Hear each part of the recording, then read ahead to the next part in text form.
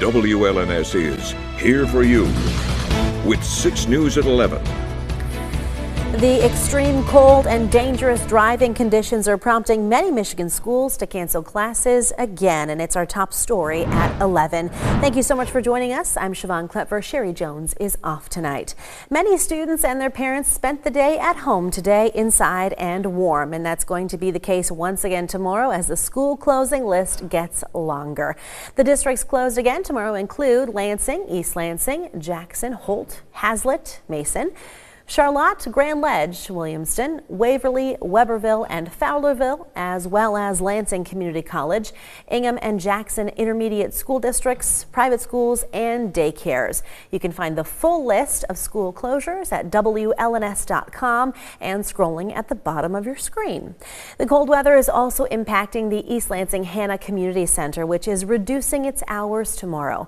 The center will be open from 9 a.m. to 9 p.m. The morning lap swim times have been canceled until 11:30, and the Primetime Seniors program will be closed for the day.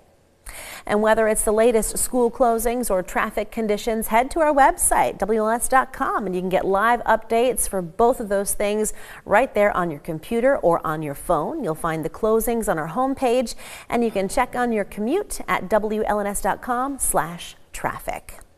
Well, turning now to politics, Governor Gretchen Whitmer signed 16 bills today designed to preserve and expand reproductive health options here in Michigan. Under these new laws, pharmacists can directly prescribe birth control pills, which insurance companies are required to cover. Freestanding birthing centers will be licensed by the state, and people studying to be doulas will be able to apply for scholarships. Also, mental health services for postpartum mothers will be expanded. Hospitals will provide information on how to enroll newborns in health insurance, and it will be easier for people to donate breast milk. One of the bills will also repeal the workforce requirements for the Healthy Michigan Plan, which a federal court ruled were unconstitutional.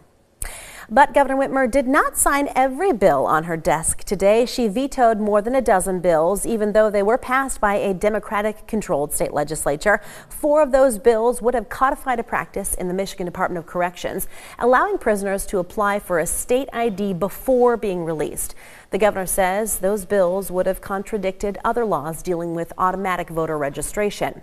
2 other bills would have required companies to notify the state when they move call centers out of the country and disqualified them from getting money from the Michigan Strategic Fund.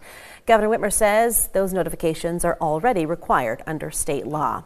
She also vetoed 5 laws that would have updated how election petitions are evaluated in Michigan, saying they fall short of the updates needed to prevent the kind of petition fraud that was prevalent in the 2022 election.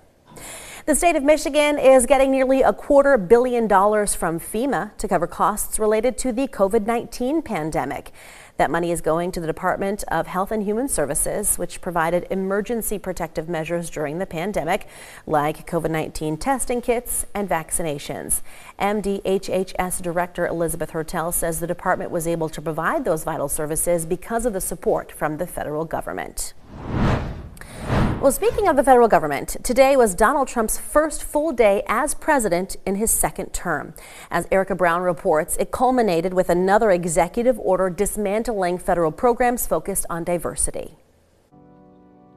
President Trump is banking on GOP congressional leaders to help move his agenda in Congress, inviting them to the White House during his first full day in office. On Tuesday, the president also announced a plan to invest billions of dollars in the private sector to build a supercomputer that will help develop the next generation of artificial intelligence. The new venture called Stargate will start with a data center project in Texas. A new American company that will invest $500 billion at least in AI infrastructure in the United States, creating over 100,000 American jobs almost immediately. Already, some of President Trump's new executive actions signed within hours of taking his oath are facing legal challenges. More than 18 states have joined a lawsuit over the order seeking to overturn birthright citizenship. The attorneys general saying that's in clear violation of the Constitution's 14th Amendment. The question is, are the laws of our nation going to mean anything, or can they be taken away by the stroke of a pen?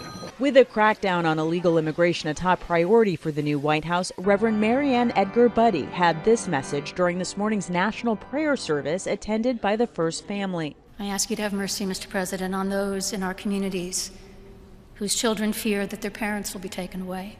As defendants convicted in the January 6th Capitol attack are set to be released after Trump's sweeping pardons, even some Republican lawmakers say they don't agree. I'm about to file 2 bills that will increase the penalties up to and including the death penalty for the murder of a police officer, and increasing the penalties and creating federal crimes for assaulting a police officer. That should give you everything you need to know about my position. Trump also directed the Attorney General to seek dismissal of any January 6 criminal cases still pending. Natalie Brand, CBS News, the White House. As you just heard, President Trump wants to end birthright citizenship for undocumented immigrants, and a coalition of state attorneys general are challenging that move. One of them is our Attorney General, Dana Nessel. Birthright citizenship is granted to anyone born on U.S. soil. Previous rulings by the Supreme Court identified only 2 narrow exceptions: foreign heads of state and ambassadors who are not subject to U.S. laws, and members of foreign invading armies. Those Supreme Court rulings specifically said the 14th Amendment does apply to children of illegal immigrants, but the new executive order by President Trump would reverse that position. That order would go into effect in 30 days' time and only apply to newly born children of undocumented immigrants. AG Nessel says implementing that policy would require amending the Constitution, which cannot be done by executive order. The president also signed an executive order after taking office revoking the Biden administration policies encouraging the growth of electric vehicles and challenging California's ability to regulate emissions. The Golden State planned for all new cars sold there to be electric by 2035. The executive order also put a halt on billions of federal dollars allocated for EV charging stations. Language in the order also indicates the Trump administration plans to eliminate the $7,500 tax credit for EV purchases and roll back Biden-era restrictions on vehicle emissions. Now, in the short term, these changes could increase electric vehicle sales as people try to cash in on that tax rebate before it disappears. From Storm Tracker 6, this is Weather First, sponsored by Auto Owners Insurance. Simple human sense. Tonight's going to be the coldest of this cold weather outbreak that we've seen in quite some time, and for the duration of the remainder of this Arctic air. Another look at temperatures across the area tonight. 6 degrees below zero already in Charlotte, 5 below for Marshall, 2 below Lansing, 3 below is the general average. As you look at the wind chills, oh boy, 15 to 25 degrees below zero is what it feels like out there tonight. So if you don't have to be out, just don't be out, because it just doesn't take long for frostbite to set in.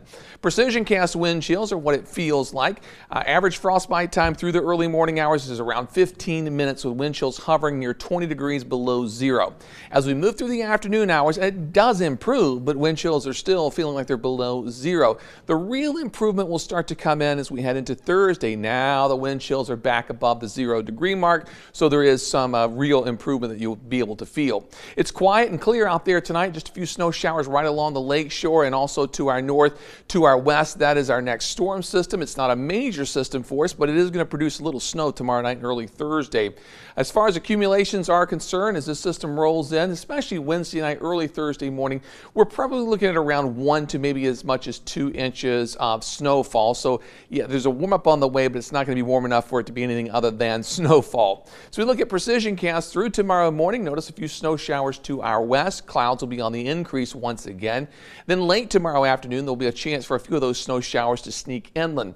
As this frontal boundary moves through the region, though, during the early morning hours on Thursday, that's our best shot for some snow showers, so that will likely impact the morning commute, and that will clear out by Thursday afternoon. And it's not going to be Arctic air behind the system, so no major cool down on the way. Skyview Network tonight, look at some of the current temperatures on the McLaren Can. We're at 2 degrees below zero. That is the low for the day. Wind gusts 22 miles per hour. Tonight in Grand Ledge, our current temperature down to 4 degrees below zero. 5 was the high, so 5 and -4, the high and low temperature. Wow. Tonight in Jackson, equally as cold. Current temperature at 5 below zero. High today was up to 7. Wind gusts 26 miles per hour. That certainly added some nip to that wind. It felt like it was between 20 and 25 degrees below zero at times. In Hillsdale tonight, we've still got mostly clear skies. Our temperature at 6 degrees below zero. New low temperature for the day.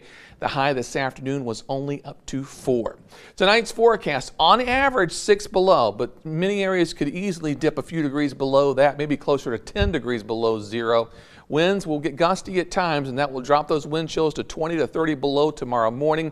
We're up to 5 at noon and a warmer 11 by 4 o'clock as snow showers move in. The 6-day forecast on Thursday, 23 degrees, morning snow showers. Upper 20s, though, Saturday and Sunday as the Arctic air is moving out. We're looking at lower 30s for highs next week. Overnight lows in the teens and 20s. Much more tolerable and typical weather for this time of the year. Oh, so much better. Just get through tomorrow. We can do it, everybody. One more day. Throw in a little sunshine maybe next week. Yeah. I'm looking forward to that. Thank you, David. Me too. All right, coming up here on 6 News at 11, major snowstorms are hitting the U.S. in southern states that are just not used to winter weather. We're going to take you there next. That and more still to come tonight, so keep it right here.